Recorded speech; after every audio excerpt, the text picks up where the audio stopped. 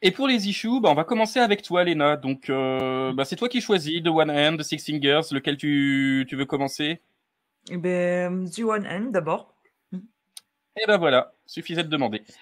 Alors, on part du côté de chez Image, donc avec The One End, donc de Ramvi au scénario et Laurence Campbell au dessin. Et donc, de quoi est-ce que ça parle? Alors, on plonge dans un univers un petit peu polar. On est en l'an 2873, donc dans notre futur, une ville un petit peu néo-futuriste. Et donc, on suit le personnage de Harry Nassar, donc, qui est un policier et qui va prendre sa retraite.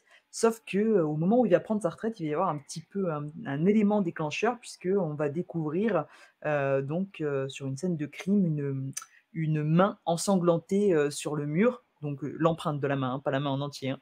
Donc une empreinte de main ensanglantée sur le mur accompagnée d'inscriptions. Et donc Harry va reporter son passage à la retraite parce qu'il va vouloir absolument aller sur cette affaire, parce que c'est son affaire un petit peu. On apprend qu'au fil des années, il a déjà poursuivi ce fameux tueur qui a fait beaucoup de victimes. Et donc, il a arrêté le tueur par 2 fois, parce qu'il a arrêté un premier homme, et les crimes ont pourtant repris après, et il y a eu voilà, un deuxième coupable. Et là, il semblerait que encore une fois, le tueur à la seule main, entre guillemets, à one hand, a repris le travail. Donc c'est pour ça qu'il va, se lancer un petit peu, sur cette affaire, et je ne vais pas en dire beaucoup plus parce que c'est une première issue, et je vais vous laisser un petit peu, découvrir le reste. Mais voilà, en tout cas, moi je suis très, très fan de polar pour ceux, qui connaissent un peu, et Ramvi, plus cette issue, ça me la cover en tout cas me tentait beaucoup, et je trouve que pour l'instant, on a une ambiance très mystérieuse, un peu sombre, un peu peut-être même, mystique, qui est, assez intrigante et prometteuse. On a un personnage principal qui est quand même très charismatique. Je trouve que le Harry Nassar, là, il envoie du lourd quand même.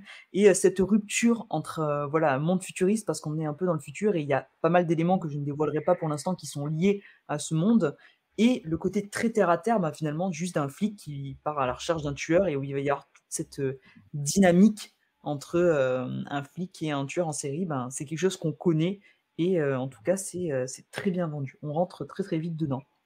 Et donc, c'est vrai que cette issue, elle est sortie donc il y a quelque temps, mais en parallèle d'une autre issue. Donc, Mindphobia, si tu veux bien passer, comme ça, on fait les deux d'un coup.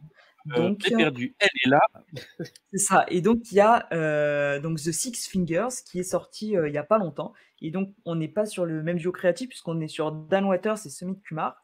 Et là, on va suivre le personnage de Johans, qui vient demander un financement pour un projet de fouille archéologique. Ça va pas très bien se passer parce qu'il va pas retrouver le dossier qu'il a monté.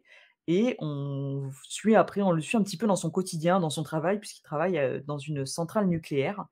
Et donc il va se passer, des petits éléments, puisqu'il est exposé quand même, à des produits un peu dangereux quand on travaille dans une centrale nucléaire, et lui qui est un peu tête brûlée, particulièrement.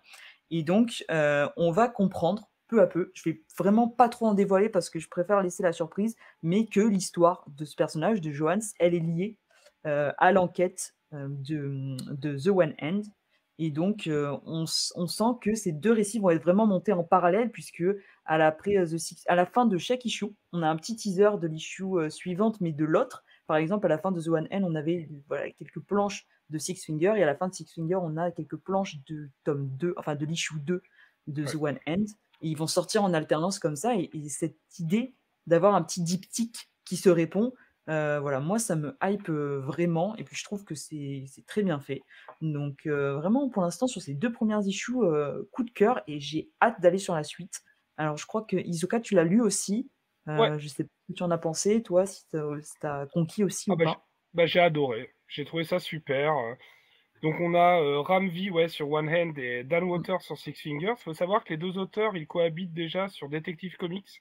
Ramvi fait les épisodes principaux et Dan Waters fait les backups. d'accord. Donc je pense qu'à ce moment-là, déjà, il y a peut-être eu un rapprochement. Sachant que Sumit Kumar, qui dessine là avec Dan Waters, il a déjà dessiné avec Ramvi. Notamment, alors je sais plus sur quoi, mais je suis quasiment sûr. Ah mais si, le titre d'ici, aidez-moi. Sur The Savage Shores, ils avaient fait. D'accord, je savais pas. D'accord. Et après ils ont travaillé sur un The Vigil, voilà, chez DC. Ce The Vigil qui est pas sorti en VF, qui était dans le à la suite de Lazarus Planet. Mais t'as raison, Ada, j'avais complètement oublié qu'il y avait Sumit Kumar sur We Savage Shores. Moi, j'ai vraiment découvert cet artiste parce que j'ai pas lu We Savage Shores. Je vais peut-être le mettre d'ailleurs. J'ai pris une grosse claque. Il y a des deux d'ailleurs. Laurence Campbell, c'est incroyable aussi. C'est super beau. On a deux styles très différents, qui n'ont rien à voir, qui est beaucoup plus sombre, beaucoup plus de contraste entre le noir et le rouge dans One Hand, et quelque chose de beaucoup plus clair, beaucoup plus lumineux dans Six Fingers. C'est ça. Comme tu dis, Léna, ça fonctionne hyper bien entre les deux. Le fait qu'à la fin de chaque issue, on a un next, quoi. On a un next comme dans des séries sur l'autre série. Et vraiment un truc qui fait ah ouais, d'accord, super. On voit les ponts qui se font entre les séries. Il y a des signes dans des cases, il y a des indices, si on fait attention. Léna, elle a bien fait de vous en dire suffisamment sans vous en dire trop. Non, franchement, c'est hyper efficace. Moi, c'est pareil. Je vais continuer sur chacune des deux séries en alternance. Ça fonctionne hyper bien. Non, c'est clair. Et je trouve qu'il y a vraiment l'effet d'avoir deux contrastes entre les séries. Voilà, One Hand qui est très sombre, et même dans son personnage, on sent qu'on a un personnage un petit peu torturé. C'est pas du tout le même profil. Et sur Six Finger, on va être plus lumineux avec un personnage qui fait un peu plus naïf, un peu plus ouvert, qui est pas forcément en apparence aussi sombre que peut l'être le premier. Et voilà, c'est cette opposition entre les deux et à la fois qui se complètent. Je trouve que ça marche super bien.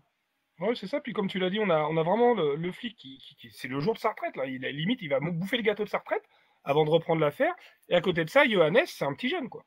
C'est un universitaire. Donc on a vraiment aussi cette opposition qui fait que au crépuscule de sa vie, en quelque sorte, en tout cas de sa vie active, et à l'aurore de la vie active pour l'autre. Il y a vraiment cette comparaison, ce chassé-croisé qui, à mon avis, va être assez passionnant à suivre. On va voir où ça va en venir, parce que je crois que c'est...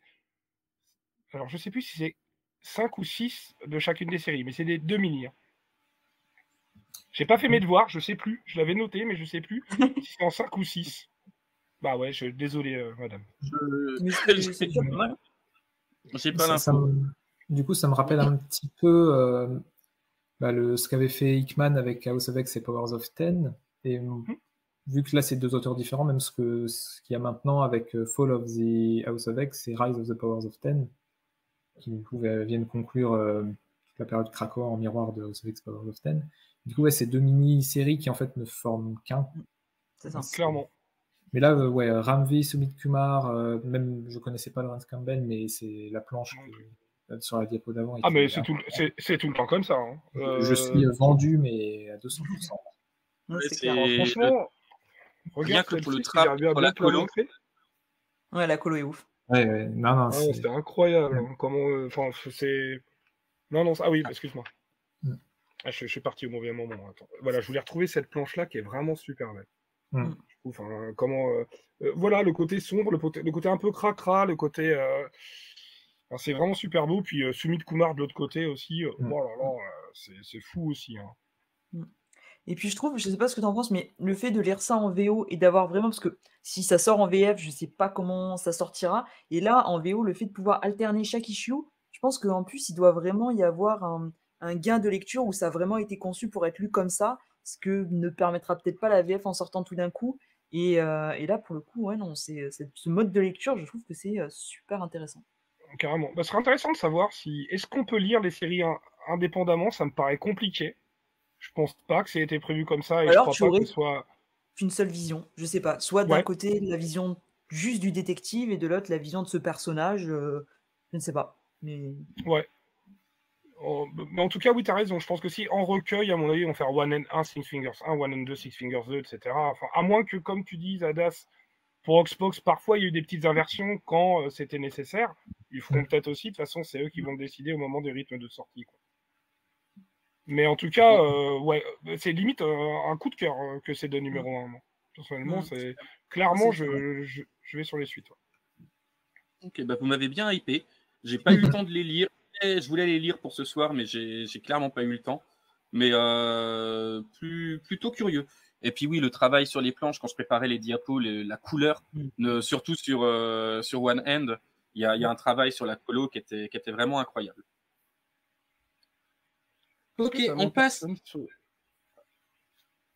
Oui, c'est Lilo Fridge sur la colorisation des deux titres. Voilà. Je veux dire que c'est la même personne sur la colo des deux titres, quand même, préciser. Donc peut-être avec un peu plus de travail, mais bon, qui fait sens vu que de ce que vous en disiez, The One End est plus sombre. Donc il y a plus besoin de travail sur les lumières que sur de Six Pour moi, c'est Fingers. vraiment l'aurore, la lumière, le crépuscule, la nuit aussi. On a vraiment ce côté-là. La jeunesse et l'aurore avec la lumière, et le crépuscule avec la retraite, la fin. On a vraiment cette espèce de cycle et cet entremêlement, j'ai l'impression. Ok. On passe chez Dynamite maintenant avec un titre qui me tient énormément à cœur parce que c'est un personnage que j'adore, qui fait partie des personnages cultes aux États-Unis, qui est trop peu connu en France. Il y a peut-être la génération avant Hisoka et moi qui l'ont connu parce qu'il y a eu le film en 81, Elvira, Princesse des Ténèbres, je crois, le titre VF, avec Cassandra Peterson. Alors Elvira, qui c'est? C'est un petit peu, va falloir faire un petit peu d'histoire de la pop culture américaine. Elvira, à la base, c'est un personnage qui a été choisi pour une télé câblée pour remplacer, je sais plus quel acteur qui était décédé, qui présentait les films d'horreur en deuxième partie de soirée. Cassandra Peterson, après moultes aventures plus ou moins rocambolesques, un passage chez Playboy où elle a été pensionnaire du manoir, une brève aventure avec Elvis Presley qui a toute son importance pour cette issue. Elle a fini par endosser le rôle et être Elvira de 1981 à 1987 sur la télé. Un personnage qui a tellement bien marché que DC, en 84, demande à Cassandra Peterson, l'actrice qui incarne Elvira, s'ils peuvent prendre son personnage pour en faire un comics qui s'appelle House of Mystery, qui est introuvable. Si vous voulez le lire, va falloir commencer à débourser quelques centaines de dollars pour 12 issues. Mais voilà, il y a tout un gros historique sur le personnage qui a été repris après par un éditeur dont Dynamite publie des omnibus en softcover, où il y a eu quelques petits auteurs qui sont passés dessus sur la série, j'entends, comme Paul Dini et Kurt Busiek, excusez du peu. Et depuis 2012, comme on le disait, comme le disait Hisoka tout à l'heure, c'est David Avallone qui réécrit les aventures d'Elvira et qui garde toujours ce côté très très humoristique, brisage de quatrième mur, mais fait de façon intelligente, bien plus intelligent que Deadpool et She-Hulk réunis, et qui se balade, pour les dernières mini-séries, qui se balade d'univers en univers. Elle a rencontré Vincent Price, grosse icône de la culture horrifique britannique. Merci Hisoka. Elle a eu ses aventures dans des films d'horreur. La dernière mini en date, c'était Elvira in Monsterland, où elle rencontrait différents monstres de la Universal. Et là, elle rencontre Lovecraft. Parce que pourquoi pas? Et Lovecraft, sa première rencontre avec Elvira se passe dans un rêve. Elle rêve justement, comme vous pouvez le voir à l'écran, qu'elle est avec un Elvis Presley loup-garou. Et la planche est délicieuse parce qu'il y a énormément de jeux de mots avec les chansons d'Elvis. Par exemple, il y a un moment, Lovecraft commence à... Voilà. Lovecraft commence à tenser un petit peu Elvira parce qu'elle veut pas bosser avec lui. Et il y a le loup-garou Elvis, le hound dog, déjà, qui lui fait « Don't be cruel to her, that's true ». Et ces deux planches sont bardées de références. Et Elvira, si elle veut pas bosser avec Lovecraft, c'est que Lovecraft a quand même pas une très bonne réputation. C'était un très bon auteur, mais c'était un être humain détestable. Et Avallone a la très mode idée de dire sur 2 pages, ouais, bon, ok, Lovecraft, c'était un connard. C'est rien qu'on puisse dire. On l'a dit, mais maintenant, le répéter en boucle, ça va pas servir l'histoire, donc on va de l'avant. Et voilà qu'Elvira est partie. Je suis pas tout à fait d'accord. Moi, je trouve qu'Elvira, dès qu'elle peut lui remettre un tag derrière, elle lui en met un. Oui, mais ça colle au personnage. Mais le principe est quand même d'avancer dans l'histoire et pas de rester sur le fait que c'était une personne détestable. Il le dit lui-même, c'est oui. Il y a 2 mythes. Oui, il y a mythe Vincent Price, mythe Lovecraft. Vincent Price, elle le regarde avec 2 yeux d'amour, c'est une idole. Là, c'est une idole de papier. D'ailleurs, il le dit très intelligemment parce que moi, je trouve qu'à chaque fois, Avallone, il met des petites thématiques en fond. Il fait, est-ce qu'on va vraiment aborder le thème de l'œuvre ou l'artiste dans un comics Dynamite? C'est ça. C'est Elvira qui dit avec des bulles de pensée, d'ailleurs, c'est génial. Elle dit, oh tiens, le retour des bulles de pensée, enfin, comme tu parlais, quatrième mur, etc. Et ça, Oui. je trouve qu'il y a pas mal de trucs qui sont quand même distillés. Moi, à mon avis, il l'assume complètement de dire que Lovecraft est un connard. Il l'assume. Ah oui, Je veux dire, mais c'est ça, oui, mais je c'est sais pas complètement si- assumé. je sais C'est pas si complètement t'allais sous ta- assumé, mais c'est complètement assumé, mais son but, c'est de faire avancer une histoire, c'est de raconter une histoire de chasse au Necronomicon, et pas de rester sur Lovecraft était une personne détestable, raciste, Non. misogyne ou autre. Non, c'est C'est pas une vraiment œuvre à pour charge. Non, Voilà, bien sûr. et puis c'est pas le style d'Avalon. Et comme tu le Mm. disais si bien, justement, Avalon, plusieurs fois fait parler Elvira qui s'adresse directement à l'auteur. Ce qui donne des dialogues assez savoureux où on imagine bien Avalon en train de se marrer en écrivant ses planches et d'avoir Elvira qui lui répond via ses dialogues. Et c'est justement ça tout ce qui fait le sel de cette série, c'est les dialogues. Les dialogues sont délicieux pour peu que vous soyez un petit peu référencé univers horrifique, Lovecraft, pop culture, rock des années 50 à 70-80. Vous allez adorer cette série. Il n'y a aucune chance que ce soit publié en VF parce que on a quand même 10 ans de publication. C'est la 9e mini-série d'Avalon sur Elvira. On n'en a toujours pas vu une seule être publiée. Je croise les doigts pour que Néophélis se penche un petit peu dessus, vu qu'ils sont en train de plonger sur le back catalogue des gros personnages féminins de Dynamite.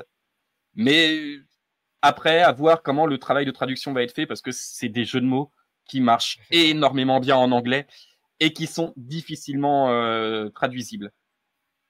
D'accord, un peu comme Deadpool et She-Hulk dont tu parlais précédemment, hein. C'est des références pop culture, c'est des jeux de mots voilà, sur le mot, etc. Je suis complètement d'accord avec toi là-dessus. Et voilà. Et donc, voilà, ce duo mal assorti va partir à la chasse au Necronomicon et puis rencontrer un petit peu le bestiaire de Lovecraft parce que quitte à faire une Elvira qui rencontre Lovecraft, autant ramener aussi tous ces Great Old Ones, les Elder Ones et s'amuser avec cette mythologie. Et premier issue qui est sorti il y a 2 semaines, je crois, et qui a été un énorme coup de cœur. Déjà, Kuber Baal, déjà un nom complètement fait pour faire un titre horrifique. Il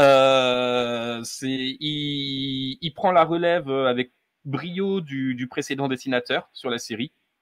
Il dessine Elvira peut-être un petit peu...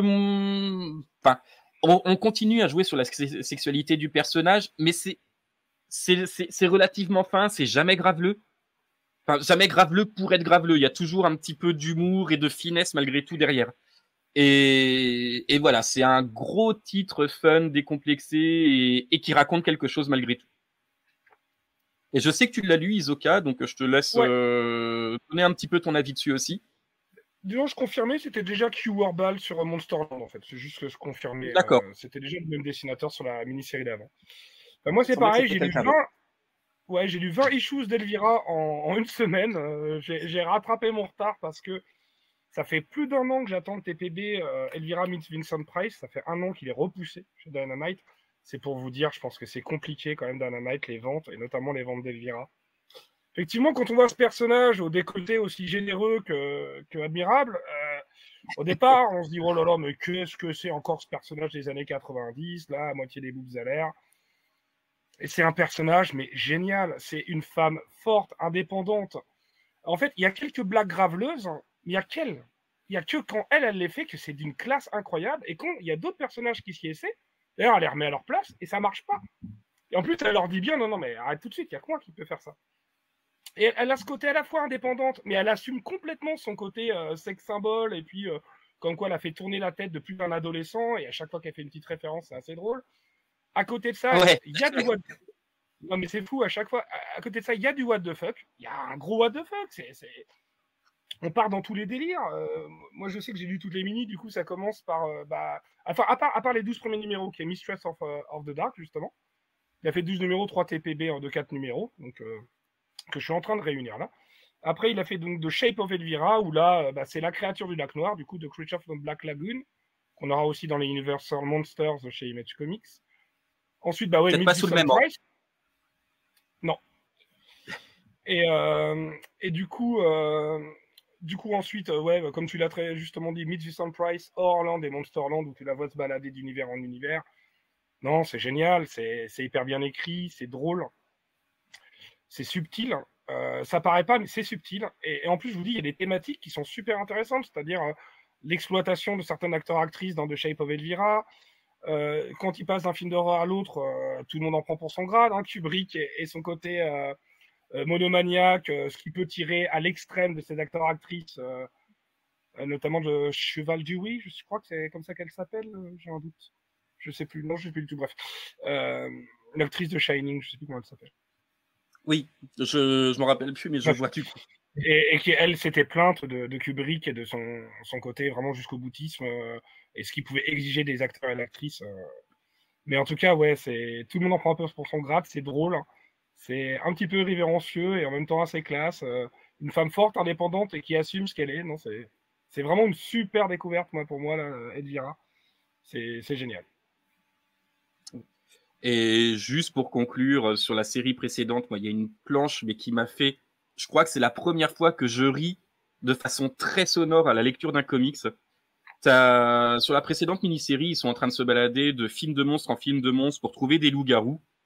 Et c'est un Dracula bête comme ses pieds, qui connaît rien au film, qui va essayer de recruter les monstres. Et il se retrouve dans le Loup de Wall Street face à DiCaprio.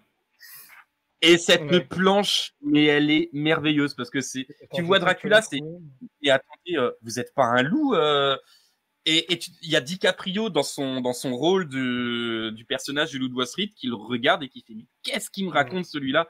Cette planche, elle est vraiment incroyable et c'est vraiment la première fois que je ris d'aussi bon cœur en lisant un comics.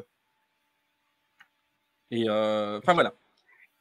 Je sais pas si vous connaissiez un petit peu, ne serait-ce que le personnage. Hadas, oui, Lena. De nom, je connaissais son nom, son look, mais je savais pas du tout que ça faisait partie des persos qui avaient été repris par Dynamite. À part Red Sonja, c'est un peu une maison d'édition que je suis de très très loin. Mais du coup, c'est marrant de voir un personnage un peu désuet aujourd'hui qui est remis au bout du jour comme ça. C'est marrant. Moi, je connaissais. Plus parler, Mind. Voilà. Voilà. Et effectivement, c'est assez fun. Donc oui, Léna. Ouais, non, moi je connaissais pas du tout. En fait, c'est toi qui m'en as parlé, mais j'avais jamais entendu parler. Ouais. Mais en tout cas, vous le vendez bien. Ah, mais c'est Dynamite. Ils ont effectivement cette réputation d'éditeurs ultra sulfureux qui jouent énormément sur la sexualité de ces personnages parce que dans le catalogue, il y a Red Sonja, il y a Vampirella. Mais ils ont aussi Evil Dead, ils ont aussi James Bond, ils ont un catalogue qui est bien plus étoffé qu'on pourrait le croire et qui est pas uniquement sexualisé. Si on veut de l'uniquement sexualisé, on va chez Zenescope, par exemple. Donc voilà. Et je vais laisser la parole à Isoka pour nous parler de la super sortie de la semaine avec le 3e et dernier épisode de Joker Year One. Eh oui, le Batman 144. Toujours Chips Zdarsky, ce bon vieux chip au scénar, accompagné de Giuseppe Camuncoli pour la timeline passée et de Andrea Sorrentino pour la timeline future. Donc on va pas représenter les auteurs, on l'a déjà un petit peu fait à la première émission. Donc c'est la 3e et dernière partie de Joker Year One. Alors, pourquoi ? Voilà la question que je vais poser. C'est pourquoi tout ça au final ? Pourquoi Joker Year One ? Finalement, le principal, ça a été dit dans le numéro du milieu, c'est-à-dire la retcon qu'on apporte au Joker, et un petit peu justement le fait qu'il arrive plus ou moins à ressortir, maîtriser les personnalités qu'il a en lui. Et là, en fait, on a un numéro où quasiment tout se passe, pour la timeline passée, tout se passe au sein du commissariat. On va avoir... tout se passe au sein du commissariat. On va avoir la résolution un petit peu de qui tire les ficelles de ce nouveau Red Hood Gang, en fait. On va avoir cette révélation-là. À côté de ça, on a, dans la timeline future, On va avoir un magnifique Deus Ex Machina qui est un petit peu... Ouais, qui est un peu ridicule, mais en même temps, en fait, les deux histoires, elles veulent juste montrer une chose, c'est l'ambiguïté d'un personnage. Voilà. Je sais pas pourquoi. Je pense que, évidemment, Chip Zdarsky, il l'a prévu. S'il montre ça, c'est qu'il a un intérêt. Je peux pas plus en dire. Je suis vraiment désolé. Ça va être très court. Hein. Mais pour moi, c'est le seul intérêt de ce numéro. Et il a pris 3 numéros extra size qui font 30 ou 40 pages pour raconter ça. J'ai du mal à comprendre, en fait. C'est-à-dire que c'est pas inintéressant la partie passée avec Gordon, dans une GCPD complètement corrompue, contre laquelle il se bat à la fois de Year One, Year Zero. On a intervenu sur l'émission précédente. Mais honnêtement, wow, qu'est-ce qu'on va retenir du run pour l'instant ça fait quand même une vingtaine d'épisodes. Ok, il apporte des éléments de nuance sur certains personnages, et notamment le Joker, mais pour l'instant, on ne comprend pas encore dans quel but. Et si c'est juste s'enfiler des numéros pour dire « Ah ok, ah d'accord, ah c'est là que tu voulais en venir, Chip, d'accord, ok ». Bah non, ça commence à... Mais moi, là, ça commence à me gaver un petit peu. Hein. À l'issue de la lecture de ce numéro, je me suis dit, bon, bah... Je sais pas, bah oui, je vais continuer, parce que Batman, j'achète du Batman, mais... C'est pas terrible, tout ça. C'est Je veux dire, la résolution... Ouais, vas-y, je t'en prie, non, je t'en prie. C'est le moins qu'on puisse dire, quoi. T'as l'impression, enfin moi l'impression que j'ai eue à la lecture de ce numéro, c'est d'avoir juste une redite de ce qui avait été dit dans Killing Joke. C'est l'ambiguïté de la relation entre le héros et l'antagoniste. C'est les deux ne peuvent pas exister l'un sans l'autre et voilà et bah en fait pourquoi le dire? Ça a déjà été dit maintes et maintes fois et en beaucoup mieux. Donc le seul apport que peut avoir ces 3 épisodes, c'est le travail incroyable de Sorrentino. Mais sinon, d'un point de vue scénaristique, j'étais prêt à défendre le titre en me disant ouais bon pourquoi pas, coucou le chat, va y avoir les 3 Jokers, va y avoir mais non en fait ça répond à rien, ça amène juste un élément potentiellement exploitable peut-être dans un futur hypothétique, mais c'est ça. Bah, et puis potentiellement ça peut répondre aux 3 Jokers, enfin expliquer en fait, ça justifie certaines choses. Ouais. Non mais vite fait, hein, ça justifie certaines choses, mais ça raconte pas grand-chose de nouveau finalement. C'est ça. C'est ça. Et donc, heureusement que c'est que... T'imagines, ça aurait été un arc en 6 tirer sur la corde, décompresser tout ça et faire... Attends, mais 3 numéros, c'est déjà un numéro de trop, au moins. Enfin, je veux dire, si vraiment tu veux faire Year One, tu t'es pas obligé de le faire en 3. C'est ça. Le seul gros apport, c'est cette planche incroyable avec Batman sur le cheval. Elle est tout aussi incroyable. Alors, je l'ai pas en PDF, donc je peux pas vous la partager. Non, mais attends, je vais te dire si je la retrouve. Je vais te dire si je la retrouve. Je signe sous les yeux, mais. Mais on a un travail incroyable de Sorrentino sur cette planche, qui est à peu près aussi folle que sur le Joker qui sort de l'eau dans le numéro précédent. Mais sorti de là, bah ouais, j'ai lu 3 épisodes de Batman, quoi. Non, je te l'ai retrouvé. Ouais. Donc, c'est vrai que c'est classe. Ah oui, non, mais la planche est magnifique. Ouais. C'est un numéro qui vous a intéressé, ça, Adas, Léna?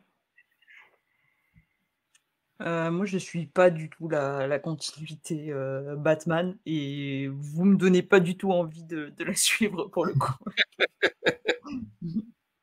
Grand bien t'en face. Ouais. Garde ton argent. Pas pour ça, en tout cas. Non, ça vaut pas le coup.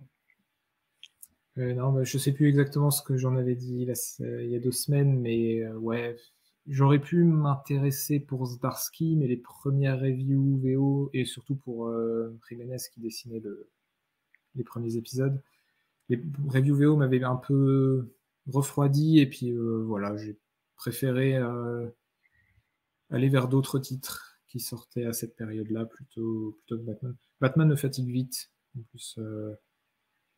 Donc, et puis, ouais. Puis on va pas épiloguer dessus, mais je pense qu'il y a un gros travail éditorial qui est à revoir complètement. C'est déjà arrêter de cloisonner les auteurs sur les locomotives des deux Big Two. Parce que Spider-Man, Je veux bien que Zeb Wells, et puis je peux en profiter, All Geek n'est pas là, mais Zeb Wells, il fait un travail lamentable sur Spider-Man. Désolé Julien. Et je pense qu'il y a une contrainte éditoriale forte, très très forte, parce que c'est des personnages locomotives, et il faut absolument pas les faire évoluer d'un iota, quoi. Elle est très très loin, les périodes, encore une fois, les périodes Grant Morrison, les périodes JMS sur Spider-Man ou sur Batman, elles sont très loin. Et puis bon courage à celui qui voudra faire quelque chose qui sort du lot dans ces deux séries, quoi. Après, tu vois, les X-Men aussi, c'est une locomotive et Hickman a eu l'autorisation de dynamiter un peu le concept. Hein. Oui, parce que les X-Men étaient moribonds aussi quand il a repris la franchise. Et justement, Spider-Man, c'est on pour pourrait ça dire que que c'est Spider-Man, on pourrait dire que c'est moribond aussi, quoi. Depuis un petit pas moment. encore assez visiblement. Et puis ça reste le top 1 dans le top 10 des ventes tout le mois, quoi. Et, oui. J'avais demandé, est-ce que c'est pas la continuité aussi qui contraint les auteurs sur certains personnages? Parce que moi, je vois Batman, City of Madness, je trouve ça très très bien. Gargoyle of Gotham, c'est le meilleur récit de Batman que j'ai lu depuis au moins 5 ans. Il y a des trucs qui sont très bons sur Batman. Le personnage, il est intéressant. C'est de la manière dont tu nous l'as écrit, over the top, machin, qui est insupportable. C'est le mec qui est en fait un sociopathe, un psychopathe finalement, en costume, qui supporte personne, qui est associable, qui est acariâtre, et qui est over the top. Bah non, qui peut aimer un Batman comme ça? Moi, c'est pas le Batman dont je suis tombé amoureux, tu vois. Quand je suis gamin, que je regarde Batman The Animated Series et que j'ai 11 ans, c'est pas ça, Batman. Ouais, mais là, je reviens. C'est pas la continuité qui est à blâmer, c'est le travail des responsables éditoriaux. C'est à eux de faire un peu leur boulot et laisser des libertés sur les titres en continuité aux grosses locomotives. Mais de toute façon, ils s'en foutent. Ils sont propulsés sur une série qui vendra quoi qu'il arrive. Donc pourquoi les faire changer au risque de perdre leur place? Et je pense que le nœud du problème est vraiment là, plus que sur la qualité des auteurs qui vont sur les séries. Chip Zdarsky, il a montré que c'est un auteur qui est capable de faire de belles choses. Zeb Wells, j'irai peut-être pas jusque là, mais ce qu'on. Hellions était vraiment bien. Ah ouais, c'était super Hellion. Ouais. Hellion, c'était super de Zeb Wells, je suis d'accord. Je les ai pas lus. Mais tu vois, je pense qu'il y a des auteurs qui savent jouer avec la continuité. Chip Zdarsky, quand il reprend Daredevil, il y a plein de passages de son run qui vont ressembler à ce qu'a fait Miller, à ce qu'a fait Bendis. C'est un petit peu du déjà lu par moment, mais le récit global est bien ficelé et on prend globalement plaisir à le lire. Il y a des auteurs comme Holly Wing qui savent justement utiliser tous les points de continuité à droite à gauche et il arrive à les mettre ensemble et à leur donner un sens. Hickman, lui, il va préférer emmener les titres qu'il écrit vers d'autres horizons qui justement n'ont pas forcément été explorés avant dans la continuité. Voilà. Je pense qu'il y a des auteurs qui se sentent à l'aise avec la continuité, qui peuvent en faire des choses en l'emmenant d'un côté ou de l'autre. Et ouais, alors, contrainte éditoriale, manque de temps, envie de se démarquer. Des fois, effectivement, ça fonctionne pas. Et c'est vrai qu'un personnage comme Batman, qui fait partie des plus vieux persos, qui ont encore une série régulière, 1939, finalement, on n'est pas si loin du centenaire. Il est passé un peu par tous les styles, par tous les types de récits, tous les types de tons. Ouais, j'imagine que. Et il y a des auteurs tellement cultes qui ont écrit dessus. Quand tu arrives sur un tel personnage, je me dis. T'as un poids qui est sur tes épaules, c'est sûr, mais mais voilà. Mais bon, de toute façon, on en a déjà parlé assez longuement sur la précédente émission des contraintes éditoriales, de comment ça évolue pas. Donc je pense qu'on peut passer maintenant aux comics VF.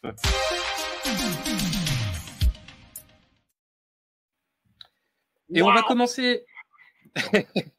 On va commencer par toi, Adas, avec un titre qui est sorti chez Bliss, qui s'appelle L'œil d'Odin. Ouais, un titre qui n'a pas du tout fait de bruit à sa sortie. C'est vrai qu'on en a un petit peu entendu parler, et à raison, parce que c'est vachement bien. Alors, L'œil d'Odin, c'est écrit par Joshua Dysart, qu'on a vu pas mal dans l'univers Valiant, notamment sur Vie et mort de Toyo Harada, sur Harbinger. Tout ce qui est connu sous le titre de trilogie des Psioniques, c'était lui. C'est dessiné par Thomas Durello, qu'on a vu aussi dans l'univers Valiant. Il avait fait War Mother, il avait fait du X-Manowar, qui était vachement bien. Donc voilà, je vois pourquoi Bliss a été vers ce titre-là, parce qu'effectivement, c'est des auteurs qu'ils ont déjà publiés et qu'ils connaissent bien. Et donc l'œil d'Odin, comme son nom l'indique, c'est un récit qui va énormément piocher dans la mythologie nordique. On suit une jeune fille qui est prise de visions qui la font basculer dans une sorte de transe, un peu à la manière d'un berserker. Voilà, elle perd ses moyens, elle se met à attaquer tout ce qui bouge autour d'elle. Et pendant ce temps, elle voit les grandes batailles du Ragnarok, des dieux, des monstres. Bon, son village est... Pour essayer de comprendre ce qui lui arrive, va la mettre en contact avec les forces mystiques du monde pour lui faire prendre conscience de sa quête. Et sa quête est liée à l'œil d'Odin, comme le titre du bouquin l'indique. Le début est très abrupt. On commence directement par une vision de cette jeune fille-là, donc pas le temps de présenter les personnages, on est directement plongé dedans, on est un peu assommé de termes qui sont liés au mythe nordique.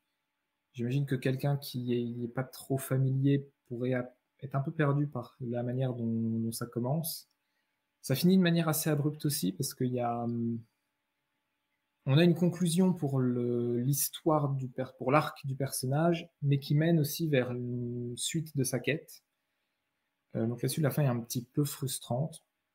À part ça, entre les deux, on est vraiment sur un récit épique, comme la mythologie, on a le secret.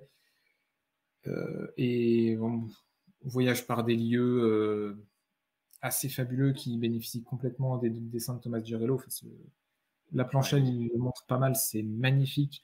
C'est crade, il y a du sang, il y a des viscères, mais c'est aussi beau parce que dès que on entre un peu dans le côté divin, il y a des planches sur les paysages, sur des bâtiments gigantesques qui sont vraiment impressionnants. La toute dernière planche, je spoilerai pas, mais on a aussi un jeu sur les textures, sur l'environnement, la météo qui marche super bien. Pour ce type de récit qui pioche dans la mythologie, je pense que c'est un dessinateur assez parfait. Et j'ai vraiment été, moi qui suis fan de mythologie, j'ai vraiment été embarqué par le récit. J'avais envie de voir où ça menait et la fin a vraiment su me saisir. J'ai des frissons, c'est vraiment épique et j'ai envie de lire une suite.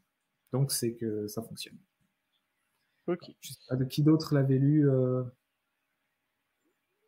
Moi, je l'ai pas lu, mais par contre, je l'ai vu passer et c'est vrai qu'il me faisait vachement de l'œil. Le dessinateur T'as était dû le lire. ouais, les dessinateurs étaient en dédicace à Toulouse et j'ai vu des extraits de ses dédicaces et même de ses dessins et je me suis dit: «Putain, ça a l'air vraiment trop beau». Donc c'est pas dans mes priorités, mais je pense que je finirai par aller dessus parce que c'est un titre qui m'intéresse vraiment pour le coup. Ouais. Mais pareil. Et petite question, là, sur la planche qu'on voit, on voit que c'est beaucoup dans la même tonalité. Est-ce qu'il le travail sur la colorisation est tout le temps comme ça, avec une palette de couleurs qui est propre à chaque planche pour rester à peu près dans les mêmes tonalités? Je dirais que ça dépend. Il y a effectivement pas mal de jeux. À un moment donné, les personnages vont être sur une montagne qui est prise dans une tempête de neige. Oui, là, on va avoir des couleurs très froides sur toute la page. Mais c'est pas tout le temps le cas. Voilà, là, j'en ai trouvé une, par exemple. Voilà. On a une divinité ici. C'est une divinité qui est censée représenter le printemps. Bon, les couleurs passent peut-être pas très bien à la caméra. Mais là, on a beaucoup... un arrière-plan qui est plutôt dans les tons froids, un peu violet, rose, et le personnage qui va avoir une chevelure blonde, qui chevauche une sorte de sanglier avec une armure couleur bronze. Donc, on a certaines planches où les couleurs se détachent un peu plus. Mais ouais. Oui, quand on a du feu, du sang, globalement, visuellement, ça pop bien. Il y a quand même un gros travail de recherche de couleurs et d'harmonie de tons qui reste malgré tout. Ouais, c'est clair. Je peux montrer cette planche-là, je ne sais pas si ça passera bien sur un des tons beaucoup plus chauds. Ouais, non, c'est vraiment magnifique. Ouais. Et ouais, je pense que le format choisi en plus par Bliss aide énormément à valoriser les dessins. Ouais, oui, non, mais je crois pas qu'ils aient déjà fait de grands bouquins comme ça. C'est vrai qu'en l'ayant en main, moi j'ai pensé à un bouquin 404, ce type de format agrandi qui cherche à avoir une belle fabrication et tout. Et je sais pas si vous l'avez vu, mais à la lecture, j'ai beaucoup pensé au film The Northman de Robert Eggers qui était sorti il y a 2 ans. Je l'ai pas vu, j'en ai Je entendu l'ai pas parler. vu. Ouais. Qui, pareil, reprenait Ah si, je l'ai vu en plus, je dis n'importe quoi. Ça- Mais t'en vois tellement aussi, c'est pour ça. Et j'en suis. Mais voilà, on était pareil dans une histoire très inspirée par les mythes scandinaves. Et même au-delà de ça, il y avait dans le film tout un travail sur la photographie qui mettait très en avant un clair-obscur au niveau des lumières, et on retrouve un peu ça sur la manière dont sont entre guillemets, éclairés les personnages du comics. Ok. Donc un gros coup de cœur pour toi, si j'ai bien compris. Ouais. Et clairement, au départ, je m'étais dit, oh oui, effectivement, tout le monde en parle, ça a l'air pas mal, je prendrai peut-être un jour. Et c'est en le feuilletant, voilà. Il était sous blister et ma librairie en avait déballé un pour qu'on puisse le feuilleter. Et ouais, en regardant quelques plans, je me suis dit, bon, ben, ça part tout de suite. Ouais, et puis il est pas excessif. Enfin, pour le format, pour la pagination, c'est autre chose. Mais là, pour une fois, je vais être d'accord avec ce qu'a dit First Print, c'est qu'il faut arrêter de regarder tout le temps le prix pagination. Mais là, pour le format, 25 €, c'est pas excessif, quoi. Ouais. Moi, je Ok. l'ai pas lu, mais Joshua Dysart plus mythologie nordique, je sais pas pourquoi je l'ai pas, là. Je comprends pas. Non, mais... Ouais, non, je vais aller tout de suite, enfin tout de suite, bientôt sur le site de Bliss et je vais le commander là-bas parce que franchement, ça a l'air super. Là, tu m'as donné très envie, Adas. Mais disons qu'il Et faut si je... il faut rentrer dedans parce que le début est vraiment. Même moi qui aime bien, qui connais déjà pas mal de divinités, des concepts qui sont invoqués dès le début, le début, je me suis dit, waouh, il manque des pages, il manque un chapitre, il manque. Donc, mais de toute façon, voilà, si on aime la mythologie, je pense que ça aide aussi à accrocher. Du coup, je serais curieux d'avoir le retour de quelqu'un qui est pas très familier avec ce type d'univers-là. Mais ouais, en tout cas pour moi, ça a vraiment bien marché. Et bah pour ce qui est d'une suite, en tout cas, c'est pour l'instant l'auteur, je crois que c'est sur ce Comics Blog qu'il a donné une interview où il a dit pourquoi pas, mais pas maintenant. Il dit pas non, mais il a pas dit oui pour autant, quoi. Ok. Ouais. On va passer sur du franco-belge. Mais un franco-belge qui n'en a que le nom parce que c'est complètement inspiré de Mike Mignola. Et c'est Blood Moon, paru chez le label 619. Et Léna, je vais te laisser présenter ce titre. Alors effectivement, ouais, comme tu le dis, Blood Moon, donc qui est paru chez au label 619 et donc qui serait le premier tome qui viendrait débuter une nouvelle collection donc qui s'appelle Low Reader présente et donc avec des récits qui sont tous indépendants les uns des autres. Donc tu l'as mis, mais pour nos amis qui sont en podcast, on est sur du 112 pages pour 16,90 € et c'est Bones qui est au scénario et au dessin. Donc de quoi est-ce que Et à ça la parle? Et à la colo effectivement aussi. Merci Mani. Et donc on part dans un univers vraiment horrifique. On part sur la Lune, pour le coup, vous l'aurez deviné au vu du titre, hein, Blood Moon.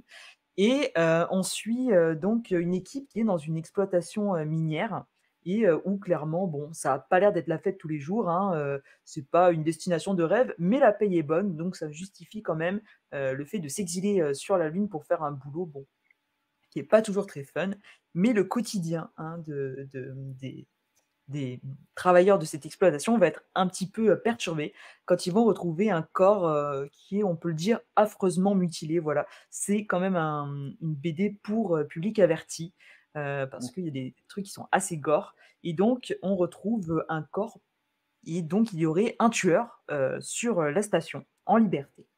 Et donc, en regardant de plus près sur ce corps, puis d'autres qui vont être par la suite, on remarque des petits détails, notamment il y a une inscription BM dessus. Et donc, c'est assez intriguant. Et nous, on va suivre le personnage de Benjamin qui est agent de sécurité dans cette exploitation minière et qui va se retrouver malgré lui au cœur de cette affaire un peu mystérieuse et mystique. Et donc, c'est un comics qui a vraiment une ambiance, enfin, comics BD, en tout cas, qui a une ambiance très particulière et assez angoissante. On est directement plongé au cœur du récit, puisqu'on va avoir très rapidement ce premier cadavre qui va apparaître. Et voilà, il y a vraiment un décor, une atmosphère particulière qui fonctionne très très bien, qui se rapproche vraiment des récits horrifiques que peut sortir ou a pu sortir le label 619, notamment avec ce qui était fait à l'époque Doggy Bag. Et donc, on navigue un petit peu entre à la fois l'horreur et le mystique, parce que il va y avoir tout un mystère autour de cette fameuse inscription et de ce qui se cache derrière. Et Benjamin, qui mène un petit peu l'enquête, va se retrouver à aller fouiller dans des endroits où il n'aurait pas dû, ce qui va se retourner contre lui, mais là non plus, j'en dirai pas trop. Et même si j'ai adoré l'ambiance, à la première lecture, j'étais un petit peu, je suis un peu restée sur ma faim parce que voilà, on part vers quelque chose qui est un peu nébuleux, un peu mystique, et on sort un petit peu du terre à terre. Mais voilà, c'est une BD qui, pour le coup, il faut le relire. C'est la cave du Milk qui le disait, il le vendait très bien et il disait voilà, il faut y revenir à une seconde lecture, notamment pour les dessins et parce qu'il y a plein de petits détails qu'on ne saisit pas forcément du premier coup. Et voilà, et en le redécouvrant, en tout cas, c'est une BD qui fonctionne très bien et qui annonce, je pense, ben, de très bonnes choses du côté du label 619.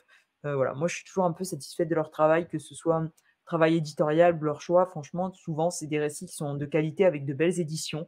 Et là, encore une fois, ben, je trouve que la promesse est tenue.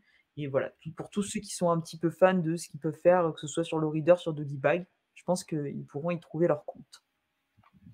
Ouais, je suis plutôt d'accord avec aussi un énorme travail sur la colo et sur la lumière. Ah ouais, clair. Là, pour ceux qui nous suivent sur YouTube, l'image en haut à gauche reflète complètement le travail sur la lumière qui a été fait par Bones. Les quelques scènes qui se passent dans ce qui ressemble à une ville de cette station minière, les néons ressortent énormément avec cette atmosphère poussiéreuse que peut avoir la Lune. C'est vraiment incroyable. Et j'ai retrouvé un peu des auras aussi des films de SF 80 pour le côté horrifique, comme Le Trou Noir, Life Force ou des choses comme ça. Mais la conclusion amène plus sur des thématiques mystiques que pourrait avoir la SF de la fin des années 60, début 70. Grosse réflexion sur ce qu'il peut y avoir après nous. Et pareil, gros coup de cœur. Et oui, tu l'as dit, et j'allais citer le copain Mills, la cave du Mills. Effectivement, 2 lectures, c'est le minimum pour ce titre. Le premier, on se dit en plus que ça a été un peu vite, que la BD paraît expédiée parce que 112 pages. Et effectivement, il y a quelques ellipses qui peuvent perturber à la lecture. On en parlait notamment avec un G-Comics qui a vraiment révélé ce point. Mais au final, ça dérange pas parce que il prend son temps pour poser l'intrigue qui prend une trentaine, quarantaine de pages. Et à partir du moment où le twist est révélé, mais ça va à fond la caisse, mais c'est bien rythmé. Et c'est pas du je vais vite pour aller vite, c'est vraiment pour raconter, d'aller d'étape en étape. Mais effectivement, ça aurait pu être un titre. Enfin, moi, vu l'attrait que j'ai eu et l'affect que j'ai pour ce genre de récit, j'aurais aimé.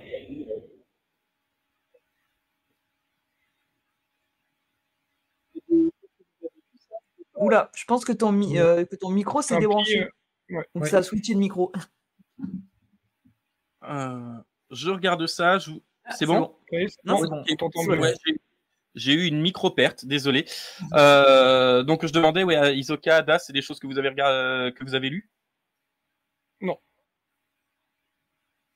J'ai pas lu non plus. La planche que tu as mis là au milieu de la diapo, moi, tout de suite, ça me crie Alien. Et c'est vrai que l'ambiance, en tout cas, a l'air d'être un truc qui me parlerait énormément. Après, j'avoue que parmi mes grosses lacunes dans l'univers comics BD, il y a le label 619. J'en ai lu très très peu, voire quasiment pas.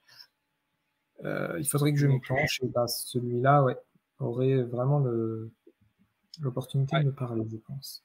Ouais, et leur catalogue est pardon, leur catalogue est plutôt riche. Déjà, il y a tout ce que fait Mathieu Bablé, qui est avec c'est un Carbone peu et le- Silicium, Shangri-La, qui est très bien. C'est un Frontières, peu que les j'ai seules toujours pas références lu. que j'ai dans Level 619. Ouais, les titres de Mathieu Bablé que j'aime beaucoup. Et il y a Frontières, dont beaucoup de monde a parlé aussi à sa sortie, Très qui est bien, ouais. toujours sur ma palle, et par Guillaume Singelin, qui a l'air d'être vraiment une petite pépite aussi. Ils sortent pas forcément beaucoup de choses dans l'année, mais tout ce qui sort est généralement de très haute qualité. C'est ça. Ok. On va passer chez toi, Isoka, avec la grosse pièce de la semaine, qui va rappeler notre enfance avec l'intégrale des Tortues.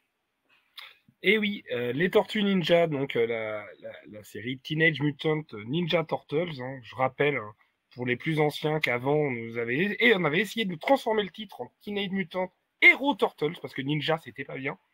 C'était trop des japanaiseries. Donc on avait enlevé Ninja, on l'avait remplacé par Hero. Hein. Attention, histoire vraie. Hein. Donc c'est vraiment hallucinant quand on y repense. Donc c'est bien les TMNT et pas les TMHT, ça veut rien dire.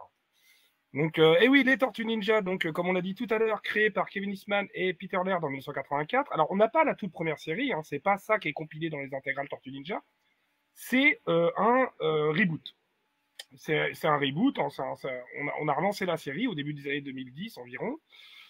Et du coup, là, c'est le 3e tome des intégrales. Alors évidemment, je ne vais pas trop résumer ce qui se passe dans les 2 premières, si ce n'est que là, on revient vers un statu quo où on a un groupe composé des 4 tortues, évidemment, hein, Michelangelo, Leonardo, Donatello et Raffaello, accompagnés de leur maître, le maître Splinter, puis de deux personnes qui ont rejoint le groupe, on l'a découvert dans les intégrales précédentes, c'est pas vraiment un spoiler, de toute façon, c'est April O'Neil et Casey Jones. Donc on a ce petit groupe-là d'un côté, et puis évidemment, on va avoir au sein de New York une lutte entre les différents clans, en fait, différents clans ninja qui vont lutter pour le territoire. Et évidemment, le clan foot, avec Shredder à sa tête. Il y a le clan de la savate, je crois que ce sont des Français, figurez-vous. Hein, la savate, évidemment, ce sport de combat bien connu. Enfin, voilà, la savate. Et vous avez le clan des dragons pourpres, si je me souviens bien. Avec notamment, on avait découvert un petit peu le personnage d'Angel, cette jeune fille qui est la fille du tenancier du bar, Scarabra. Et d'ailleurs, cette intégrale s'ouvre avec... Oui, alors pardon, oh là là, je vais trop vite. De quoi est composée cette intégrale? Eh bien, cette intégrale est composée des numéros 21 à 28 de la série régulière, plus toute une série, plus l'annual, d'ailleurs qui ouvrira le recueil, plus toute une série de micro-séries, notamment sur les vilains plutôt, Hold Up, Alopex, Karai, Un et Shredder. Je crois pas en avoir oublié. Ah bah si, Bebop et Rocksteady quand même. Bah oui, bien sûr. Donc, oh oui, ils sont excellents. Ils sont formidables. Et du coup voilà, le recueil commence par un annuel où on en apprend un petit peu plus justement sur ce bar qui est assez important, le Scarabra, avec à la fois celui qui a la tête du bar et puis un de ses principaux clients qui est le père de Casey Jones, hein, qui a des gros déboires avec la boisson, on va dire ça comme ça, et qui a on va dire, voilà, il a ses raisons. Voilà, il a ses raisons, on va dire ça comme ça. Et effectivement, du coup, cet annual, il est dessiné par Kevin Eastman aussi, c'est utile de le préciser, parce qu'on a toute une flopée de dessinateurs, forcément, puisque micro-série. Mais normalement, on avait depuis l'histoire secrète du clan foot, qui était la fin de la 2e intégrale, l'arrivée de Matteo Santoluco. Oh, quelle claque! Quel dessinateur! Oh là là, je l'ai découvert vraiment. Je sais pas, il y a quelques vibes de Sean Murphy, il y a quelques vibes de... Enfin, c'est incroyable. Il est très très doué. Il est incroyable. Et c'est vrai que dès qu'on change, ça peut être perturbant. Mais j'ai beaucoup aimé aussi le style de Kevin Eastman, qui est beaucoup plus crade, beaucoup plus street level, mais qui est très arty aussi, qui fait très indépendant, qui a une vraie proposition singulière. Il n'y a personne qui dessine comme ça. Et j'aime beaucoup en même temps. Au départ, ça fait un peu froncer les sourcils. Bah, il est où mon Santoluco? Attends, qu'est-ce que... Et finalement, ça va. On s'y habitue très vite. C'est un annuel de 60 pages. Puis il dessine l'épisode 21 dans la foulée. Donc vous allez commencer avec 85 pages d'Eastman, hein, cette intégrale. Donc ça peut faire bizarre, mais finalement, c'est très bien raconté. Au bout de 3-4 pages, on est embarqué, quoi.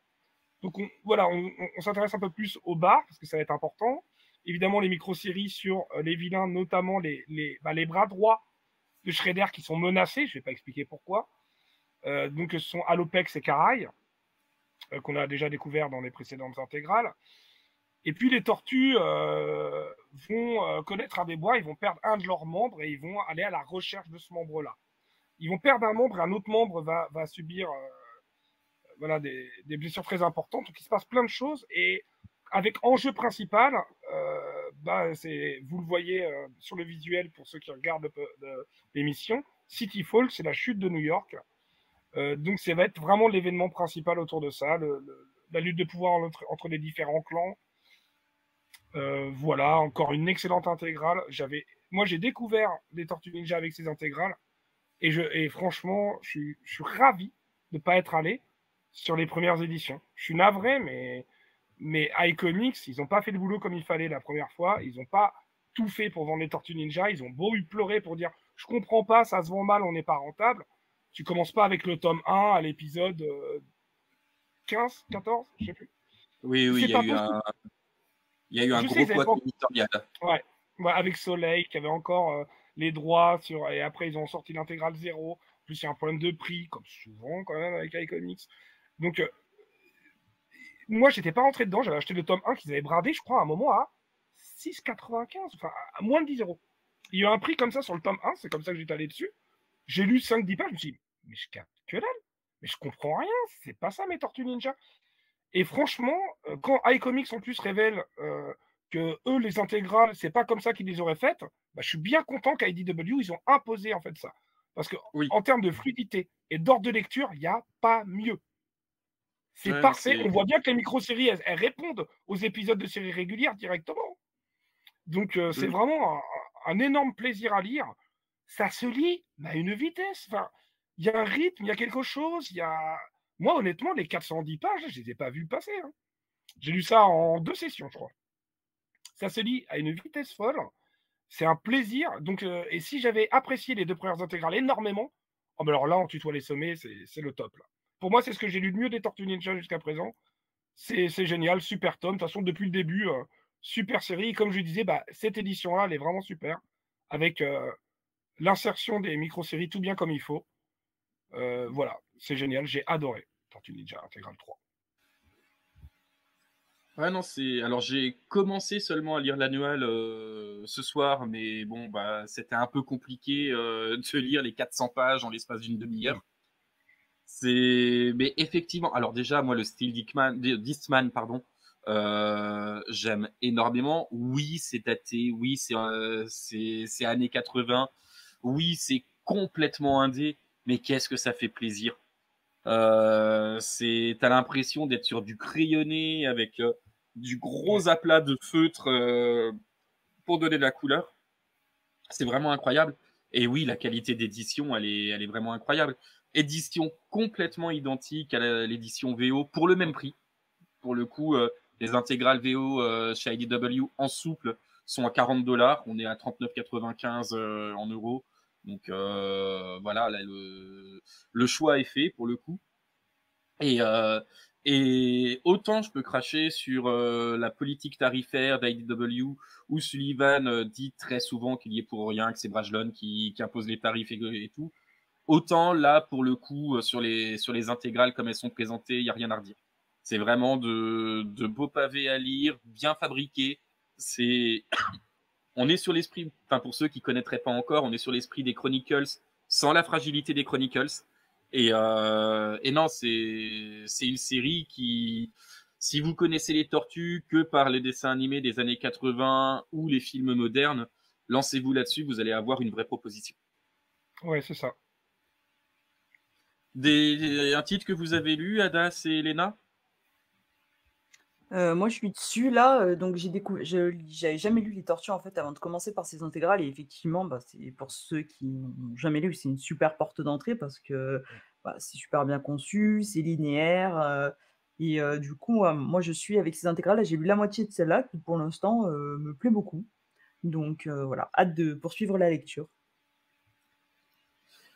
Ouais, alors j'avais lu pour le coup dans la précédente édition, j'avais entre guillemets, eu la chance de commencer par l'histoire secrète du clan Foot, que iComics avait présenté un peu comme un one-shot, et qui était dessiné par Santoluco. Donc j'avais pris ça et j'avais adoré, quoi. Ben, j'aimais beaucoup la série quand j'étais plus jeune. Moi, pour le coup, j'ai grandi avec celle de 2003, qui était un petit peu plus sombre dans son approche que la série des années 80-90, mais mais on disait tout à l'heure, j'avais les jouets, j'avais le repère, j'avais la voiture, j'avais le machin, là, forcément, et Mais tu j'avais n'es pas un enfant des années 80 finalement.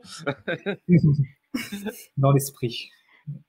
Mais ouais, j'avais adoré l'histoire secrète du clan Foot, et du coup, ben, logiquement, j'avais été sur après les tomes 1, 2, 3. Et le tome 1, ouais, pas. Effectivement, si on tombe en plein milieu d'un run, mais même au-delà de ça, je trouve qu'il n'était pas génial. Non. La C'est suite. la guerre neutrino, hein, c'est ça, c'est la guerre Ouais. neutrino Krang. Ouais, non, c'est le moins bon arc Ouais. depuis le début, je trouve. Ouais. Et du coup, ça m'avait bien refroidi. Après, j'avais été sur les tomes 2 et 3, La chute de New York, qui était vachement mieux, mais où ouais, j'avais été freiné dans mon élan. J'étais encore étudiant quand ça sortait, donc pas trop le budget non plus. Du coup, j'avais stoppé là. D'ailleurs, j'ai revendu les tomes 1, 2 et 3, j'ai gardé que l'histoire secrète. Et du coup, ouais, les intégrales me tentent bien, mais je ne m'y suis pas encore mis. Peut-être un jour. Pour effectivement reprendre depuis le début et tout avoir dans l'ordre, ça pourrait être très sympa. Ah, puis le fait qu'on te raconte du coup les origines, le fait de redécouvrir les personnages, ça c'était vraiment hyper bien fait. C'est fou que. Et April, qui n'est pas journaliste. Ouais. April, contrairement à la série animée et les films qu'on suivit, April est scientifique. Et ça, moi qui connaissais que par les films ou la série animée, j'ai fait mais c'est quoi ce bordel? Et ça fait tellement sens à la suite de la série en fait. Ouais, complètement. Et puis, mais c'est ça qui est génial, c'est-à-dire qu'ils peuvent se permettre éventuellement de prendre des libertés sur telle profession, telle chose, telle coupe de cheveux, ou on s'en fout. Le personnage, on le retrouve au final. On voit bien que le personnage d'April, c'est April, il n'y a pas de problème, quoi. Et même, on arrive à distinguer les tortues, ce qui est brillant, quoi. Alors, d'accord, ok, ils ont les codes couleurs de bandeau, mais je veux dire, distinguer dans les traits de caractère. C'est ça, elles ont vraiment leur caractère différent et sans avoir cette surreprésentation de ce caractère visuellement comme on l'a sur les derniers films. Ouais. C'est. Enfin voilà. Oh, pardon, décidément. Gros coup de cœur pour toi, Isoka, a priori. Ouais, énorme, carrément. Et puis coup de cœur en devenir pour Léna, a priori, à peu près le même pour moi. Bah Adas, manque plus que toi, hein. Vas-y. Et même petite question sur du coup l'histoire secrète du clan Foot, toi ça t'a pas dérangé, t'as réussi à tout comprendre parce que je sais plus si c'est clair et c'est évident de savoir tout de suite qui sont les personnages ou quelles sont les répercussions entre l'histoire racontée et le présent, ou t'as vite compris parce que ça l'a rappelé. De mémoire, avec ce que je connaissais des tortues, j'avais pas eu de problème à suivre. D'accord. Après, j'imagine qu'effectivement, quand les tomes sortaient, je continuais à feuilleter un peu et j'ai vu surtout qu'il y a pas mal d'éléments d'histoire secrète qui revenaient dans les derniers tomes, dans Shredder in Hell, dans ce genre de choses. Donc j'imagine qu'en l'inscrivant dans le run, dans sa globalité, ça gagne énormément aussi. Mais sur même le coup, ce qu'il y a eu juste avant, du coup, tu vois, par rapport à Roshisaki ou à Machi Yamato, des choses comme ça, à Matoyoshi plutôt, ouais. Des choses comme ça, de savoir qui c'était, quand c'était, les répercussions entre les différentes timelines, etc. Je ne savais pas si il accueillait bien les nouveaux lecteurs de l'histoire secrète du clan Foot, mais je crois que oui. De mémoire, ouais. Pour le coup, je l'avais vraiment beaucoup aimé et j'avais eu envie de prendre les tomes de la série régulière après ça. Donc. Ouais. Et les tortues qui ont une actualité aussi aux États-Unis cette semaine, si je dis pas de bêtises, vu que c'est la première issue de l'Astronin 2 qui sort mercredi, si je dis pas de bêtises. Ok. Et on va conclure avec le dernier titre de la soirée, parce que ça s'éternise un petit peu, mine de rien, avec un titre de Simon Spurrier et Charlie Adler, paru chez Boom, encore une fois, qui s'appelle Damn All.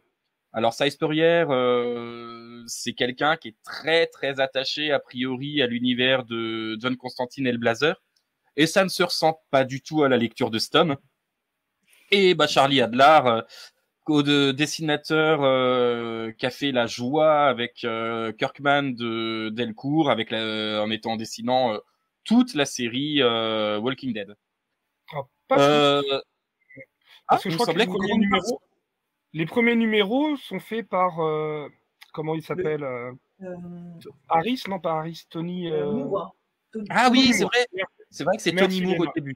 Ouais. Mais c'est que le premier ou les 2 premiers. Hein. Ah oui, Donc, il y a juste quelques numéros. C'est pour ça, pour dire, c'était pour chipoter. Il a fait la quasi-intégralité des 193 ou 194 numéros de C'est ça, Walking au Dead. pire, il a pas fait 24 numéros sur les quasi 200. Bon, on me pardonnera cet impair. Oui. Oh oui, largement.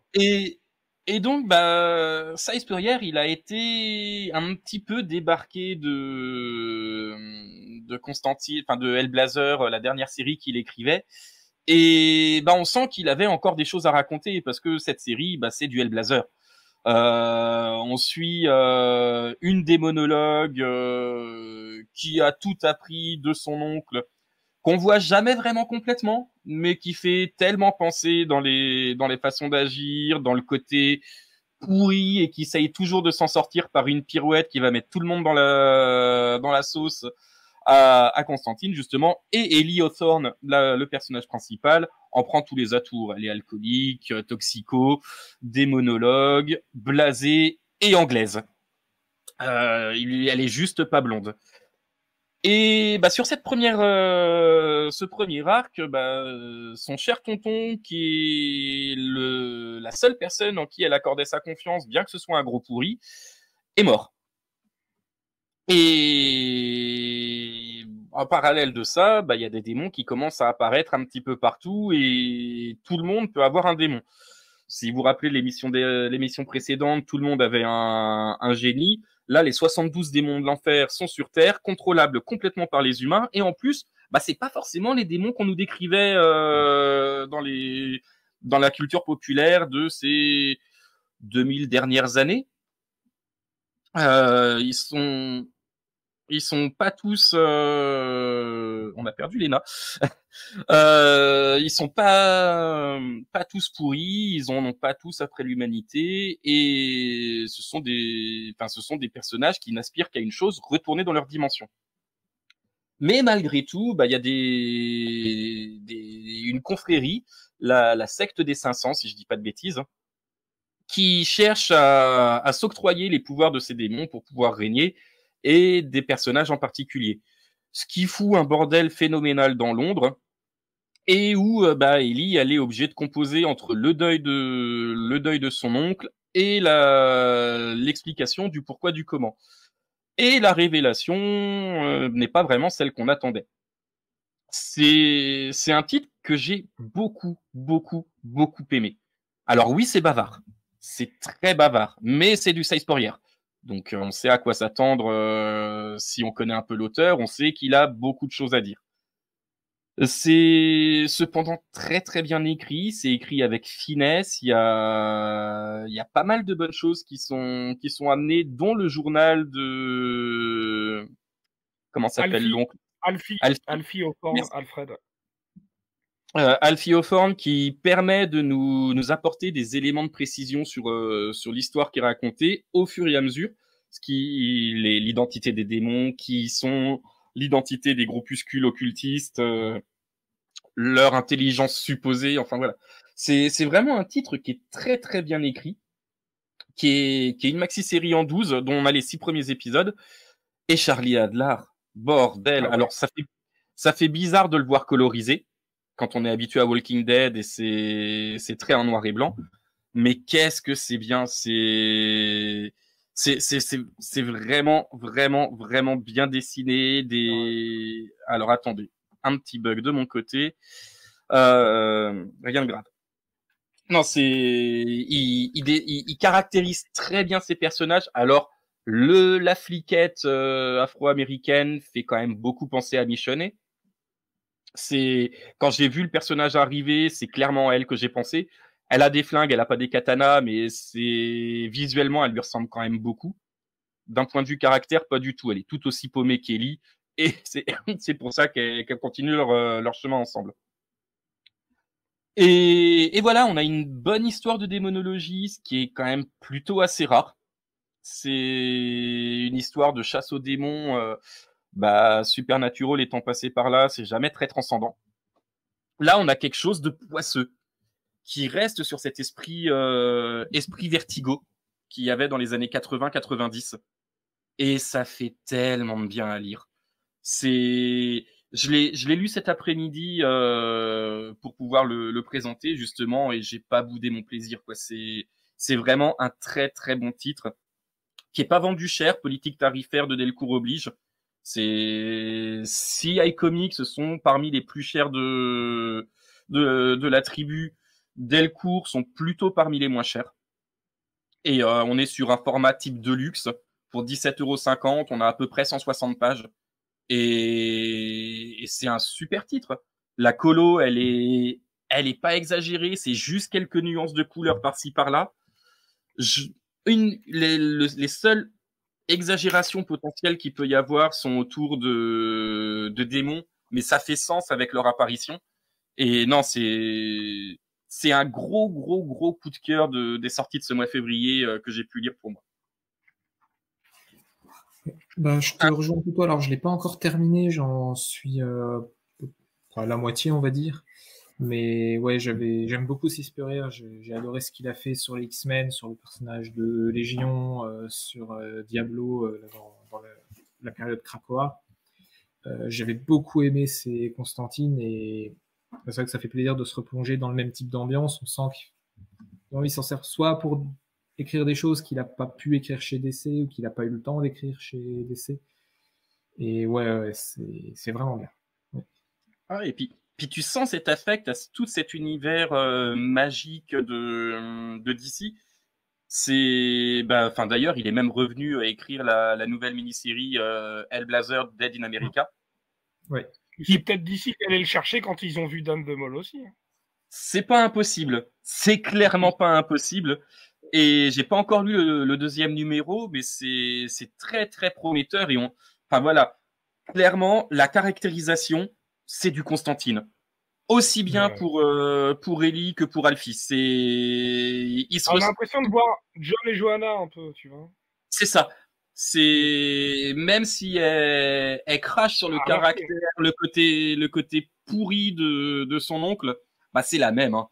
C'est pas la personne la plus bienveillante, la plus douce de la. Elle le dit, c'est un enfoiré, mais c'était son enfoiré, quoi. C'est quand même l'enfoiré qui était son phare. C'était son repère, en fait, parce que c'est une gamine qui a morflé. C'est ça, et qui l'a sauvé de pas mal de déboires qu'elle a pu avoir dans son enfance. Ouais, et oui, voilà, c'était son repère. Pas le meilleur des repères, c'était son repère. Et c'est lui qui l'initie à la démonologie, d'ailleurs. Voilà, la série s'ouvre comme ça. Parce que moi, c'est pareil, j'ai lu les 6 issues que comporte le recueil, plus 2, comme ça, parce que j'ai voulu lire un petit peu la suite pour voir si ça continue du même acabit, et oui, ça reste très bien. Et le comics s'ouvre justement d'un point de vue subjectif. On ne voit pas Ellie, on voit juste ce qu'elle voit quand elle était jeune, sur son premier rite de passage, on va dire, un petit peu sur l'expérience d'une invocation. Et ça aussi, j'aimerais qu'on en parle un petit peu. L'effet graphique des invocations, dès la première issue, c'est un truc qui m'a mis une claque. On le voit très bien là sur les visuels que tu as choisi, Mind. C'est la planche de cette première invocation là, justement. Ah bah oui, tu as raison, c'est la toute première planche, tout à fait. Et je j'ai choisi celle-là parce que j'avais peur que n'importe quelle autre planche après spoil un petit peu la série. Ouais, mais du coup, à chaque fois qu'il y a une invocation, cet effet-là, l'effet flou, tremblement, on a l'impression vraiment qu'on a une créature d'un autre plan physique. Oui, et d'ailleurs, c'est expliqué après. Hein. Et ces réactions de vomissements, de gens qui sont complètement perturbés par cette apparition, cette invocation, j'ai trouvé que c'était assez brillant.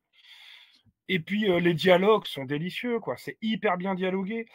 Moi, j'ai beaucoup aimé la série. Le seul petit bémol que je mettrais, c'est dans une narration que je trouve parfois inutilement pompeuse, hein, mais juste la narration. C'est-à-dire tout ce qui n'est pas les dialogues, vraiment. Et on en parlait un tout petit peu en off. Ça, c'est aussi intéressant, c'est-à-dire qu'il y a un narrateur, enfin, on va dire qu'il y a un narrateur par semi-arc un petit peu. On voit bien qu'on va changer de temps en temps d'un narrateur à l'autre. Ça peut être Ellie, ça peut être un antagoniste, ou ça peut être un narrateur omniscient, mais qui n'a l'air d'avoir rien à voir dans l'histoire. Donc parfois dans la narration, il me perturbe un tout petit peu Spurrier, mais dans ses dialogues, il rattrape le tout, et la mise en scène, et les dessins d'Adlard. Non, c'est un titre, je vais aller au bout, évidemment, j'ai les 12 issues, je vais les lire. Et puis voilà. Non, c'est un très bon titre. Effectivement, tu as raison. Il a clairement fait ça entre ces deux passages sur Hellblazer. Je veux dire, le Alfie mal rasé, la clope au bec, où on ne voit pas tout son visage, comme tu dis, très égoïste et qui va tout faire pour s'en sortir, et puis où il s'en fout des conséquences, ça fait penser à quelqu'un, quoi, clairement. C'est ça. Par contre, c'est clairement pour public averti.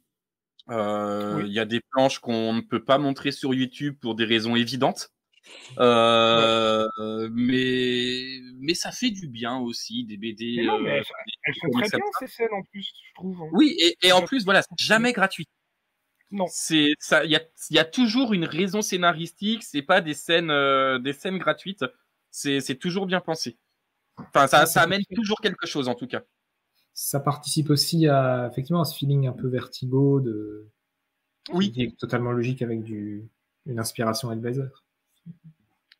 Ça va avec le personnage, ça va complètement avec les personnages en plus, je trouve. Enfin, elle s'en fout complètement. À un moment, elle a un appel visio, elle est à poil, elle s'en fout, quoi. Et je trouve que ça va vraiment avec les persos. Oui, mais alors, et pourquoi pas? C'est ça. Et la scène avec le mec du club des 500, là, où il y a les deux démons qui sont derrière pendant qu'ils sont en train de s'envoyer en l'air. Mais tout petit balèze, là, quand même. Non, moi, ça m'a fait rire. Non, mais toi, je savais que t'étais un pervers, c'est pour ça que j'ai laissé faire. Et voilà, il y a vraiment ce côté quasi nihiliste. En fait, on en a plus rien à foutre de tout, quoi. Elle fait son job parce que c'est la seule capable de le faire proprement, mais elle en a absolument rien à foutre de tout. Que ce soit humain, conséquence. Alors, oui et non. Non, mais c'est intéressant que tu dises ça, parce que justement, elle, j'ai l'impression que c'est un petit peu la figure neutre qui sait pas trop. On a un personnage, Abshir, je sais plus comment il s'appelle. J'ai oublié son nom. Bref, on a un personnage qui, lui, veut faire le bien avec les pouvoirs qu'il va avoir en sa possession, et on a un autre personnage qui, lui, veut posséder plus ou moins tous les démons. Donc, je trouve qu'on a pareil. Elle est un petit peu entre les deux. Elle sait ce qu'elle doit faire, elle n'aime pas forcément ce qu'elle doit faire.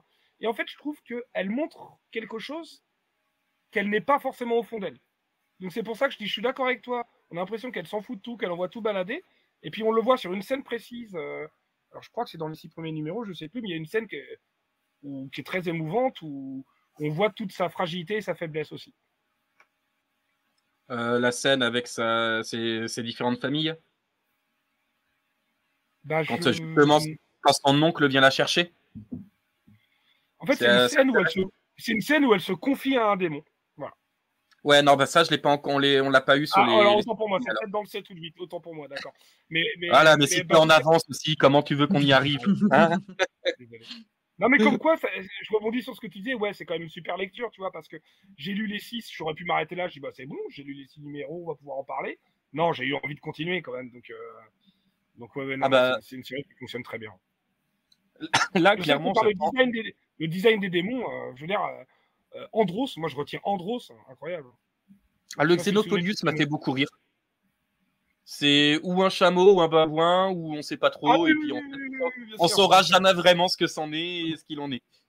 Mais ouais, non, les designs sont bien pensés. Enfin, Adlard, Adlard, t'as l'impression qu'il s'est éclaté comme jamais à créer ses designs, quoi. Après, je mets un tout petit bémol qui est extérieur au récit, qui est vraiment sur l'édition de Delcourt. Je suis vraiment pas fan de la couverture, qui me vend pas du tout un récit sur des démons, sur de l'exorcisme, sur de la magie. On sent qu'ils l'ont vraiment fait pour parler à des lecteurs de The Walking Dead, et pas pour parler du récit en lui-même. Là, le sticker en est une preuve, de toute façon. Oui, mais le sticker qui ne part pas. Ah, t'as pas de chance. Moi, il est parti tout seul proprement. Mais après, ce marteau a aussi du sens dans le récit. Oui. Je suis d'accord, mais Ah, mais moi, je crois fermement qu'on peut se suicider avec celui-ci. Et voilà, cette scène m'a fait hurler de rire, quoi. Ah, C'est un titre ouais, que. non, mais Alors, c'est oui, vas-y. super intéressant. s'il n'y avait pas eu le nom de Spurrier sur la couverture, si j'avais pas vu typiquement la planche que tu as mise là, je l'avais déjà vue avant. C'est ça qui m'a donné envie d'y aller. J'aurais juste vu cette couverture-là en magasin. N'étant pas fan du tout de The Walking Dead, jamais j'aurais même ouvert le titre. Celle-là aussi, elle est chouette. Il y en avait plein des belles couvertures. Hein. Mais c'est des Ouais. variantes, mais quand même, il y en avait plein de chouettes. Oui. Et même les couvertures d'Adler sont très chouettes. Hein. On voit pas grand-chose, donc on va te remettre en écran. Mais ça c'est des variantes qui étaient assez chouettes. Mm. Et sinon, si je trouve, je vous montre une petite couverture d'Adler que je dois avoir sous le coude. Ah bah voilà, juste ici. Ça, c'est les couvertures d'Adler classiques où c'est un personnage à chaque fois. Bon, je comprends qu'elles sont pas forcément très vendeuses. Mais dans les variantes, il y en avait des très belles, hein, franchement. Moi, c'est ma préférée, c'était. Mais il y a la galerie en train Là, je la trouve très très belle. Ouais, C'est chouette. Ouais. Mais voilà, enfin. Elle est bardée de bonus avec pas mal de variantes cover, justement. Et ouais, non, elles sont vraiment incroyables. Donc ouais, non, gros coup de cœur pour moi. Je sais que Léna, t'as pas eu le temps de le lire du tout. Je sais pas si t'en as lu un bout. Ouais, non, j'ai pas encore eu le temps de le lire. Après moi, le duo créatif, déjà, je t'ai acheté quoi. Spurrier, j'avais adoré son Hellblazer et Charlie Adler, ben, je suis fan de Walking Dead, donc les deux combinés, je me suis dit, peu importe quoi ça parle, faut que j'aille dessus. Et bon, j'en ai eu des bons échos, vous en donnez des bons échos, donc dans la semaine là, je vais me mettre dessus parce que j'ai juste hâte de le lire en fait, ça a l'air trop bien. Ça l'est, clairement ça l'est. Bah voilà, on a fait le tour de ce dont on avait à parler cette semaine. On a fait pas moins long que la précédente, hein, on est sur quasiment 3 heures. C'est pas grave, il y aura du montage. Et voilà. Bon, Isoka, Hadas, pas de chaîne YouTube, mais par contre, la personne en dessous de moi, on a une petite, donc il y a peut-être un petit peu d'actualité pour toi cette semaine. Alors, cette semaine, non. Mais d'ici la fin du mois, on a un nouveau rattrapage, donc c'est le 29 février, où donc on va laisser le choix au public de voter soit entre Mission Impossible premier du nom et un James Bond, ce sera sûrement GoldenEye. Et donc on regardera avec Jules, Tom et Anto Webed le vainqueur de ce duel. Donc voilà, c'est pour les actualités. Je veux pas influencer, mais GoldenEye est quand même bien meilleur. Mais je ne veux absolument pas influencer. Mais on verra ce qu'en dit le public. Mais ouais. Ok. Et ben, merci d'avoir écouté cette deuxième émission. Écoutez ou regardez. Donc, comme dit, pas totalement en début, vous pouvez nous retrouver sur YouTube pour la vidéo avec les visuels, mais aussi nous écouter si vous voulez pas passer 3 heures devant votre télé. Vous pouvez nous écouter sur Spotify, Deezer, Amazon Music et normalement, si tout se passe bien ce coup-ci, sur Apple Podcast. La prochaine aura lieu on enregistre autour du 17 mars, si je dis pas de bêtises. Donc, dans les 24-48 heures qui suivent, le podcast sera en ligne. Et d'ici là, bah, portez-vous bien. Et puis à dans 15 jours. Salut tout le monde. À la prochaine.